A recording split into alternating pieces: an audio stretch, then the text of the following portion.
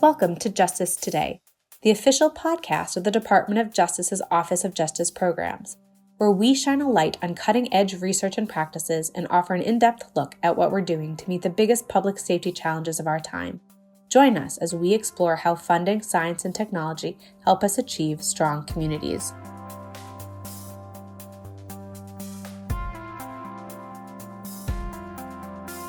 Good morning, good evening, and good afternoon, wherever you are. My name is Lucas Sarwell, and I'm the Office Director for the Office of Investigative and Forensic Sciences at NIJ. This is the final episode in our three-part NamUs series. The previous episodes discussed the history of NamUs, and we heard stories of how it helps users. And today we will focus on the current tools and impact of NamUs, especially for family members of the missing. I'm joined by Heather McKiernan of RTI. Welcome, Heather. Can you introduce yourself for our listeners? Sure. Thanks, Lucas. So as you indicated, my name is Heather McKiernan. I serve as the Senior Manager of Forensics at RTI International, who currently holds a NamUs contract. And I am here talking to you today pretty much because of my role as the Forensic Services Project Manager on NamUs. Great. So, you sound like a pretty busy person. So, as part of the program, I wanted to thank you for being with the program and getting to know it. And one of the things that I wanted to start out with today is that people have heard a lot about NamUs with this series, but is it possible? Could you tell us a little bit about how families of missing persons can actually get a case submitted into NamUs? Absolutely. Just for a little bit of background, NamUs is the national repository for both juvenile and adult long-term missing, unidentified, and unclaimed persons cases. And this is a really effective tool that helps assist with the searching and cross-matching of missing persons and unidentified human remains records. And it's the only national database for these case types that allow limited access to the public. And this is really important because it empowers family members to take a more proactive role in searching for their missing loved ones, and really helps to facilitate communication and data sharing between them and the criminal justice agencies that are working these cases. So when talking about entering a missing persons case into NamUs, a family member with a missing loved one can search within the NamUs database itself to see if that case has already been entered and whether or not investigators had all pertinent information that can help facilitate an identification. We do emphasize with family members with missing loved ones to encourage their law enforcement agencies to get that case into NamUs. Not all agencies necessarily do that right away, either because of lack of awareness or resources or time or some combination of all of the above. So in that scenario where law enforcement has not entered the case, the family member can go in and enter a draft of that case themselves. But we do like to note that the case record that they submit cannot be published in the database without us first reaching out with law enforcement and confirming that there is an active missing persons investigation and receiving their permission to go forward and publish the case. I see. So you really need that law enforcement official missing persons report to make sure that the case gets published, but you can still initiate one, which is what I hear you saying. Yep, and that initiation is important because that kind of signifies to our staff that we can reach out to the appropriate law enforcement agencies, collect any additional needed information, and help push that case forward in the database. But again, it does need that tie to law enforcement and an active missing persons investigation. Yeah, and I can see that being important too, right? Because we want to make sure that we're protecting, people and their privacy, and that it's important to have law enforcement involved so that we can create an official report and make sure we're not publishing things without that kind of oversight. Let's say that you are a family member and you've connected with law enforcement, or that the case has been published in NamUs. What are things that a family member can provide to help strengthen that case file in NamUs? That's a great question, Lucas. And so when you're entering a missing persons case, at minimum, there's certain fields or sets of information that we need to be able to publish that case. So again, at a minimum, you need the legal first and last name of the individual who is missing. We need demographic information like biological sex, their date of birth, ethnicity. We need circumstances and location of the disappearance, physical descriptors for that person like height, weight, hair, and eye color, and again, information for the investigating agency. Separate from those minimum requirements, there's additional enhancement fields that can be added that really help to aid in the searchability and hopefully then solvability of that particular case. So those include things like photographs of the person, not just the face, but if there's any scars, marks, or tattoos that might be distinguishing for that individual, as well as accompanying written descriptions of those things. There's fields to describe clothing and add any additional photographs of that or any jewelry that might be distinct that the individual frequently wears. There's fields to add in information about the vehicle the individual owns, particularly if they went missing with their vehicle. And then we have our biometric fields. So these are things like fingerprints. So good things for family members to think about are, did the missing person have a job where they might have been fingerprinted in the past? Did they serve in the military? Have they ever been arrested? Any of that information can assist with locating a fingerprint record for that person. Another field is for dental records. Again, things for the family to think about. What dental office did that person visit for regular cleanings? What dental insurance did they hold? Because we can track down records of procedures that had been billed. And then there's the DNA. That's a lot of great information that can be used outside of just what we see in the headlines every day, right? Which is a lot of DNA found or identified this person. We tend to think about that as the ultimate tool. But from what you're saying, I mean, a tattoo, if I have a unique tattoo, that could really help an investigator identify me. Should I be in the database, that kind of thing. Absolutely. All of those things that I just talked about, we have plenty of identifications that have come through, the fingerprints or the dentals or tattoo searching. Even if the individual had a medical information, there's fields that the family can enter there. So if they've had a hip replacement or medical devices implanted, a lot of times we can get records and those have serial numbers on them. And we've had identifications where we can match up that information because of a medical device that's been implanted in the individual. So there's plenty of ways to make these associations and identifications before we need to get to the DNA. Well, let's get to the DNA. Let's talk about it. So I know that I have friends, and they're always nervous about submitting their DNA when it comes to ancestry type research and that kind of work.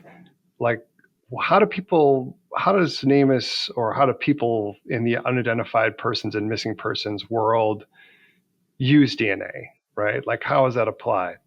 Like, what's the best way if I'm a family member to help law enforcement find my loved one with my DNA? So there are two types of DNA or genetic tools that really support missing and unidentified persons investigations. The first tool relies on what we call traditional DNA methods to generate a DNA profile from either a direct reference sample or a family reference sample. And that gets uploaded into the National DNA Database, which is managed by the Federal Bureau of Investigation. We call this CODIS, the Combined DNA Index System. There are... Whoa. Stop right there. So wait, you're going to put my DNA or my loved one's DNA into a federal system? Do I have to worry about that, or what are the ramifications of that, in other words? Absolutely. So there's very specific regulations around the use of CODIS. In particular, around what profiles in CODIS can search one another. So for a family member of a missing person, they submit what we call a family reference sample. And that particular sample can only search against profiles from unidentified human remains that have also been submitted to the database. They would never search against crime scene samples or arrestee samples or anything else that might be collected within that database. Wow, that's totally cool. I had no idea that CODIS had these different layers to it, and that, it's useful in all these different ways. So like literally to just identify someone is a whole different region of CODIS than the criminal one. Yeah.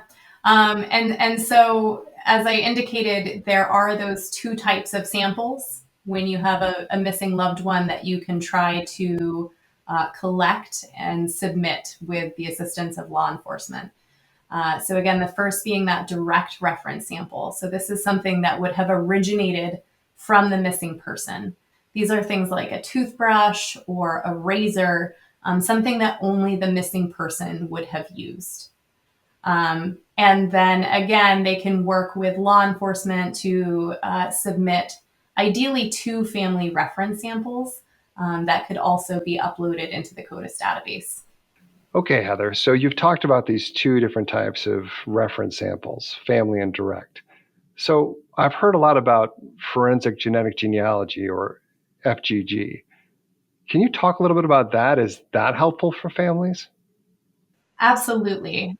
So forensic genetic genealogy is a tool that relies on advanced DNA sequencing and traditional genealogical research.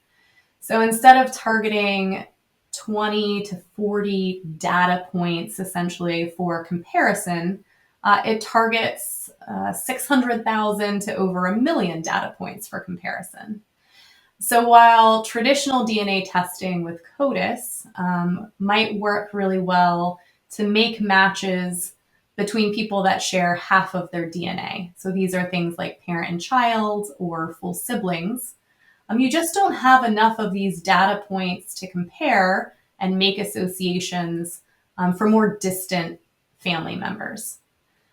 Forensic genetic genealogy, however, because it has so much more data that it's comparing, can make matches to 5th order relatives and beyond.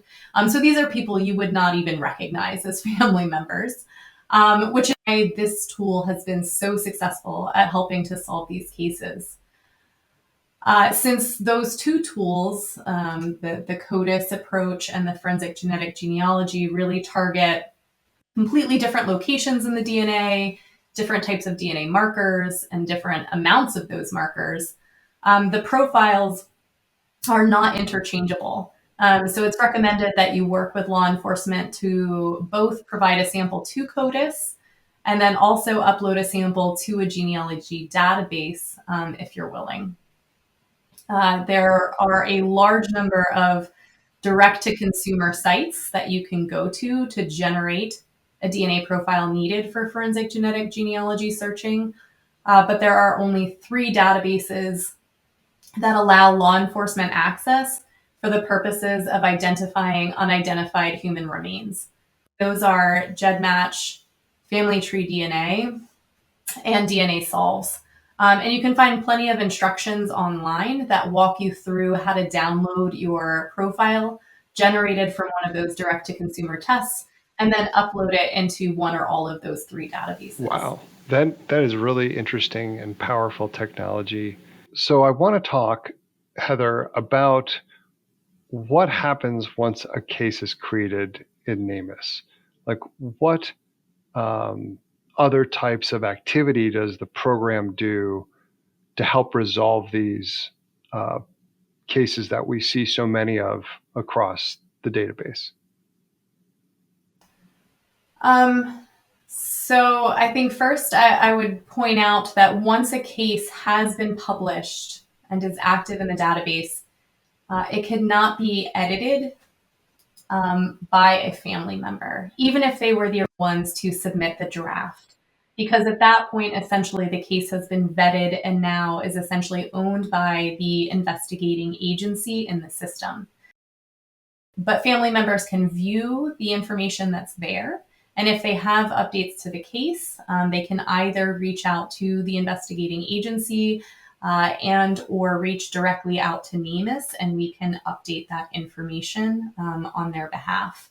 They can also attend things like Missing Persons Day events to provide photos, any of that biometric information that we talked about. NamUs is usually present with scanners on site to just grab shots of all of those images that we need. And then there's usually law enforcement that can work with them on site to collect those DNA samples.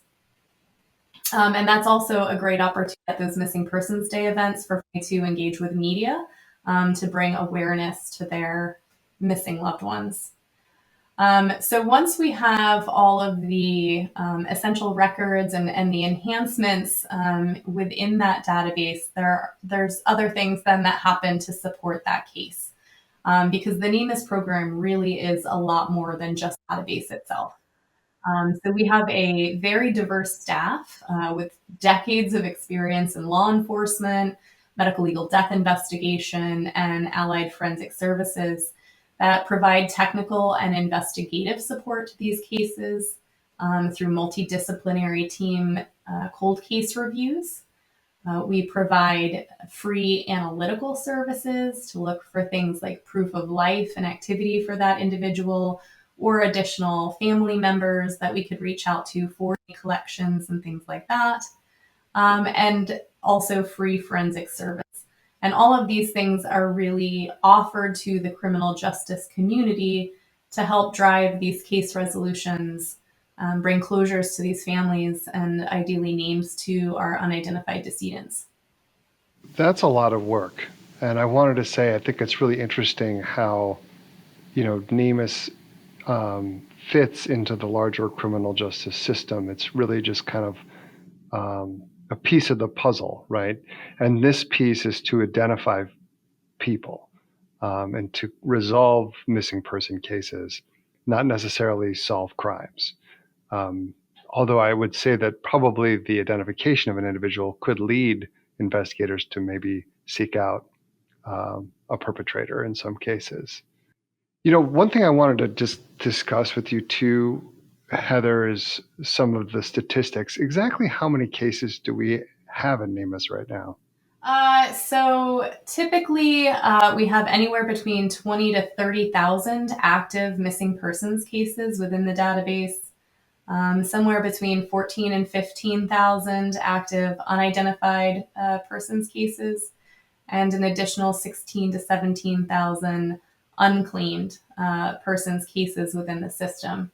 As of this morning, we had over 55,600 cases that are currently actively housed there. And about how many public and professional users do we have? Yeah, so in total, we have just shy of 20,000 professional users within the system. So those are things like law enforcement, coroners, medical examiners, our forensic professionals. And then we have an additional almost 38,000 public users within the system. Wow, that's really cool. And I think about how many of those cases actually are published by law enforcement specifically, like generated from law enforcement? Most of our cases tend to be started by law enforcement. In fact, usually 75% or greater of our missing persons cases come directly from law enforcement agencies entering them within the database. So, one of the things about NamUs is, we really focus on identifying the unidentified decedents from medical examiners and coroners. But it's true that not all cases, end up with an individual being found unidentified. So can you talk about some of the other ways that missing persons cases might get resolved? Sure.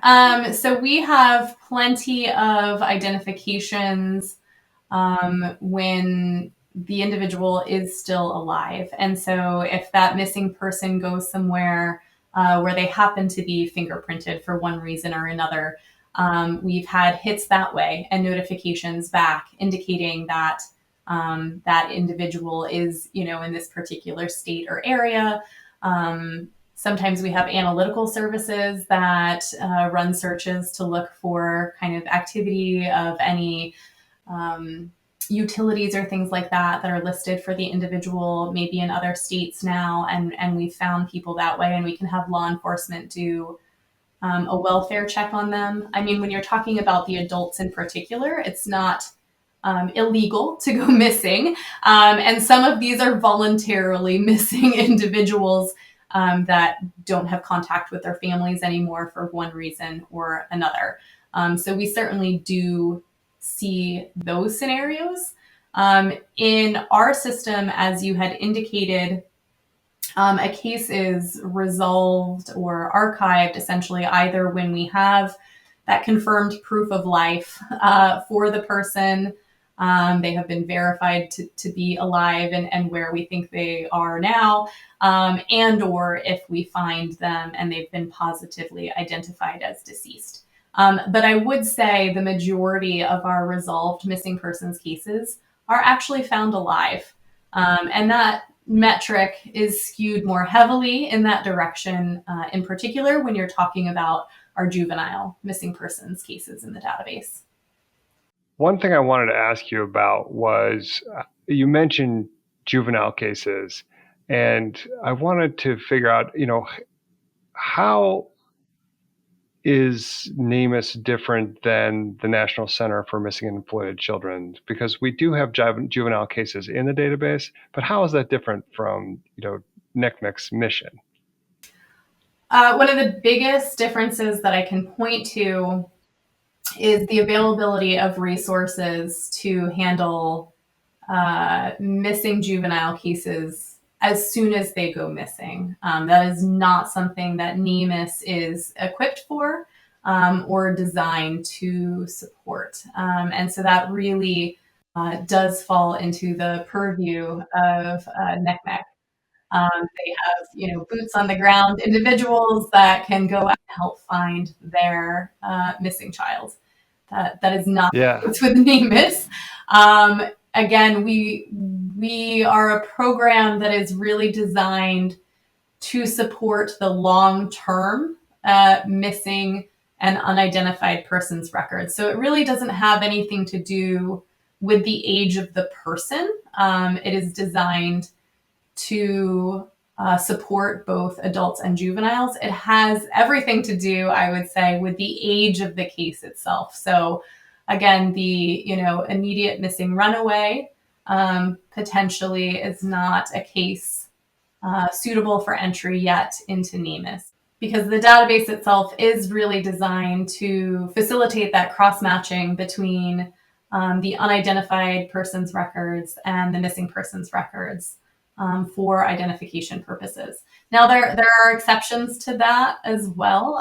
So if there are kind of signs of obvious foul play or indications that the person might have succumbed to some kind of bodily harm, then that is a case potentially where you do want to enter it in sooner rather than later into the database.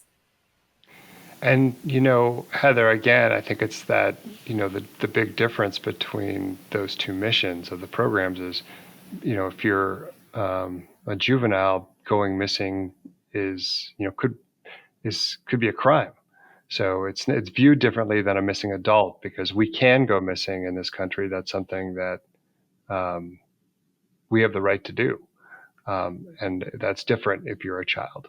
So appreciate you explaining that to us. Here's another question. While we were talking about all these technologies and techniques to help identify individuals like tattoos and fingerprints and medical devices that might be in your body with serial numbers on them.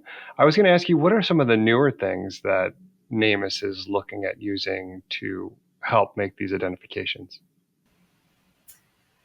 Yeah, so our core forensic service offerings really do rely on that dental record comparison, the odontology, the fingerprint examination, anthropology, the traditional DNA testing, and the investigative genetic genealogy that we talked about. And we do partner with a number of forensic service providers to ensure those services are available to the community. We also work directly with the FBI, which fits into our kind of one Department of Justice model, which ensures our federal agencies are working together to best support the community in these cases. In addition to those kind of standard offerings in forensics, we always strive to augment those services.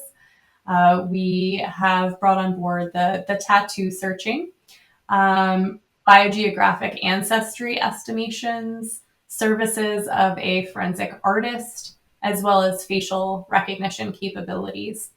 So the program is really constantly looking at new technologies and evaluating case needs to generate leads on these long-term missing and unidentified cases. And again, all of those things are funded by NIJ, and those services can be offered free of charge directly to the criminal justice community. Heather, I also wanted to talk about this topic, how the public might help solve cases. Can you give me an idea about the percentages of public involvement, or maybe some examples of stories where the public's helped actually close a case in NamUs? Absolutely. We have the advanced search tool. This allows you to filter based on demographic information and physical descriptors. You can set certain criteria around, the time frame when a person went missing versus when remains were found, geographic location based on, sex or ethnicity. You can use kind of fuzzy word searching to look for written descriptors of jewelry or tattoos or things like that, all to kind of help find a loved one, or essentially a match between the missing and the unidentified side of the database. And a great example of that was Paula Davis. She went missing at the age of 21 back in 1987 from Kansas City, Missouri. About 14 hours later, a body was found who was the victim of a homicide in Ohio, about 500 miles away, and it was listed as a Jane Doe. So initially, Paula's family received lots of calls to come down to the medical examiner facility to identify remains that they thought were Paula's, but they never were. And then the case kind of went cold for many years. In 2009 was when both sides of the NamUs database were officially launched. And Paula's sister Stephanie was watching a television show and saw a public service announcement about the NamUs program. She logged in and she used that advanced search functionality that I just described, set in the sex and the age of her sister, the state she went missing from, and set a radius from that, indicated the last known date that she was seen alive. And within 30 minutes, she found her sister based on that information and on tattoo descriptions. She had a unicorn and a red rose tattoo that she thought nobody else would have. And so she reached out to NamUs. We reached out and contacted the medical examiner's office, supported the collection of DNA samples for confirmation, and were able to help resolve that case. So that's a great example of how, really from the very beginning, NamUs has worked to empower these family members and the public to proactively be involved in searching for that missing person. Well, Heather, this has been a great conversation about NamUs and the tools that it has for investigators. Can you tell me a little bit about the impact? Like what percentage of cases do the forensic tools or the analytical tools resolve? And what can you tell us about that? What do the numbers look like? Sure. Since its inception, NamUs has assisted with the resolution of over 52,000 missing, unidentified, and unclaimed persons cases. Over 62% of missing persons cases that are found deceased rely on forensic services for an identification. That number jumps to over 85% when we're talking about resolved unidentified persons cases that again relied on forensic services for that resolution or identification. But obviously, we would like to continue to build upon the success. And really, the best way to do that is to ensure that all appropriate adult and juvenile long-term missing and unidentified persons cases are entered into the database, because the more cases that are entered, the more resources we have to support the cases, and the more solves we can hopefully help to generate. So, and it's also wonderful to see what a vested interest the public has in NamUs. In fact, Billy's Law was passed in December of 2022, and fascinatingly, that was the first time that NamUs actually got codified in legislation. And in this legislation, it actually spells out the roles and responsibilities of the program. So, happy to see that definition. Happy to see that the program is aligned really well with it, and that we're showing impact. So, Dr. McKiernan, I appreciate your time today telling us all about these tools and how they've helped. Thank you. I also want to thank the listeners for tuning in today to our podcast. Thank you so much, and please stay tuned for future episodes from NIJ. To learn more about today's topic or about NIJ, visit the links in the episode description and join us for new episodes every month. Opinions or points of view expressed in this episode represent a consensus of the authors and do not necessarily represent the official position or policies of the U.S. Department of Justice. Any products and manufacturers discussed in this episode are presented for informational purposes only and do not constitute product approval or endorsement by the U.S. Department of Justice.